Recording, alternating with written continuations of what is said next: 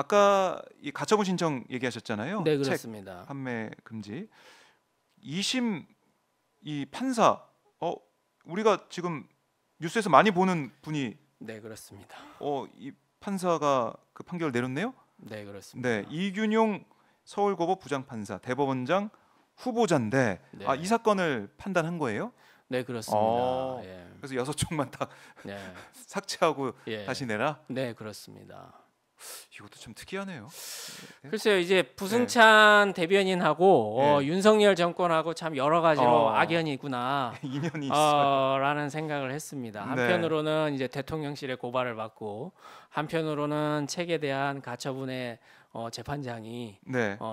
이 결정 직후에 대법원장 후보로 그러니까요. 지명이 됐습니다.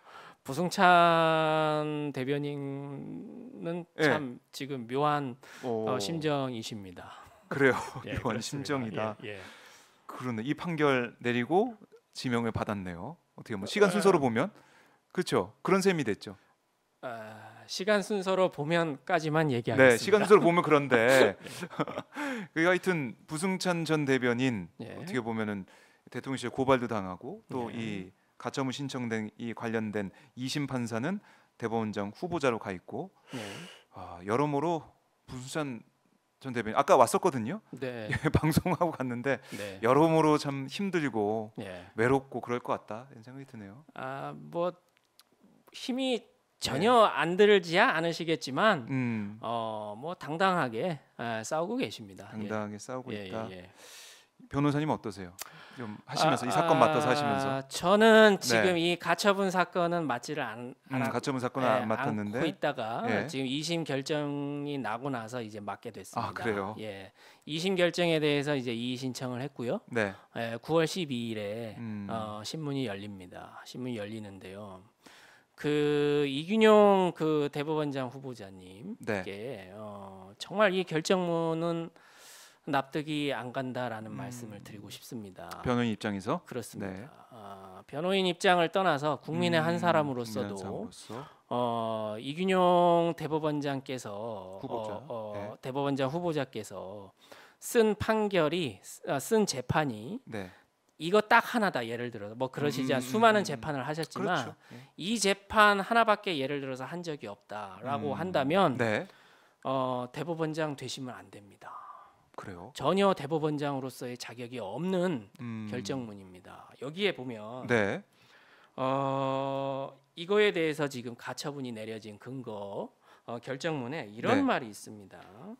지금 이 책 내용 중에 이미 일반인에게 널리 알려진 공지의 사실일 가능성이 없지 않다.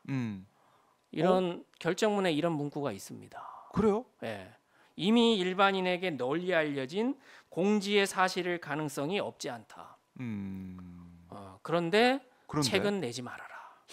이거 뭡니까? 예. 어떤 저는 논리입니까? 도대체 이 논리를 모르겠어요. 공지의 사실인데 왜 책을 내면 안 된다는 말씀이신지. 저는 이균용 후보자께 네. 국회 인사청문회에서 여러 인사청문위원께서 이 부분을 따져 물으셨으면 좋겠습니다. 이 부분도 한번 확인해봐야 된다. 예. 그리고 무엇보다도 네. 이게 걱정을 안 할래야 안 할 수가 없는 게 지금 윤석열 대통령께서 극악무도한 탄압을 네. 정적들에게 가하고 있지 않습니까? 조금만 비판을 하면 네. 뭐 압수수색을 남발하고 계십니다. 이런 분이 지명하신 대법원장 후보자의 결정문에 네. 공지의 사실인데 책은 내지 말아라. 이런 결정문을 대법원장 후보자로 지명되기 불과 몇 주 전에 내리셨습니다. 도저히 대법원장 후보로서 자격이 없는 분이라고 생각을 하고요. 이분이 대법원장이 됐을 때 이 나라의 표현의 자유는 과연 어디로 갈 것인가? 윤석열 대통령에게 누가 겁이 나서 무슨 바른 말을 할 수 있는 사람이 있겠습니까? 이런 분이 대법원장이 되면 절대로 이분은 대법원장이 돼서는 안 되는 분이라고 생각을 합니다. 우려가 크다 이렇게 말씀해 주셨는데 자, 뭐 대법원장 후보자 인사청문회 열리게 되면 한번 이것도 한번 다뤄지는지 보도록 하고요. 자, 이 제주도에서 이제 멀리 오셔서 그럼 오늘 주무시고 가세요? 아니면 바로 가세요? 못 내려갈 것으로 지금 각오는 하고 있습니다. 못 내려갈 것으로 각오를 하고 있다. 이 관저 의혹 수사 다시 어떻게 진행이 더 되는지는 봐야 될 것 같고 백재건 고발하셨으니까 조사도 받고 그러실 거 아니에요? 네, 그렇습니다. 조사 받으시면 저희가 다시 한번 모셔가지고 네. 말씀 더 이제 들어봐야 될 것 같고 네네. 경찰 수사 과정 부승찬 전 대변인 어떻게 또 변하고 있는지 이 얘기도 좀 들어보고 뭐 부승찬 전 대변인 저희가 또 이 방송이나 아니면 다른 방송을 통해서도 여러 가지 또 얘기 듣고 있지만 그래도 이 사안에 대해서는 변호인 또 말씀 들어보는 게 더 어떻게 보면 전문적이고 또 여러 가지 큰 그림을 볼 수 있을 것 같아가지고요. 이 변호사님 더 모시고 저희가 말씀을 다음에도 이어가도록 하겠습니다. 다음에는 좀 비행기값 쌀 때, 아니면은 서울에 오셨을 때, 아닙니다. 그때 좀 맞춰볼게요. 네, 뭐 비싸도 불러주시면은 진실을 알리기 위해 나오도록 하겠습니다. 그럼요. 비행기값이 문제냐? 진실을 알리는 게 중요하다 이런 말씀이신데 너무나 감사드리고요. 끝으로 저희 오마이TV 시청자분들께 하고 싶은 말씀 있다면 오늘 두 번째 나오신 거잖아요, 그렇죠? 네, 그렇습니다. 한번 말씀이 있다면 좀 마지막으로 좀 부탁드리겠습니다. 오마이TV 시청자 여러분 많이 힘드시죠? 8.15 경축사를 듣고서 얼마나 놀라셨을까 그런 생각이 듭니다. 부승찬 대변인을 변호하면서 저도 같은 심정이고요. 부승찬 대변인께서 책에 그 몇 줄 적었다고 해서 지금 이런 가혹한 탄압을 받고 있습니다. 대통령실 이전 과정은 정말로 여러 가지로 문제가 많습니다. 자신이 드러난 이런 실책을 만회하기 위해서 그런 감추기 위해서 그런 극악무도한 8.15 경축사를 내고 있는 것으로 저는 판단하고 있습니다. 백제권으로 밝혀졌다고 해서 이 사건이 끝나는 것이 전혀 아닙니다.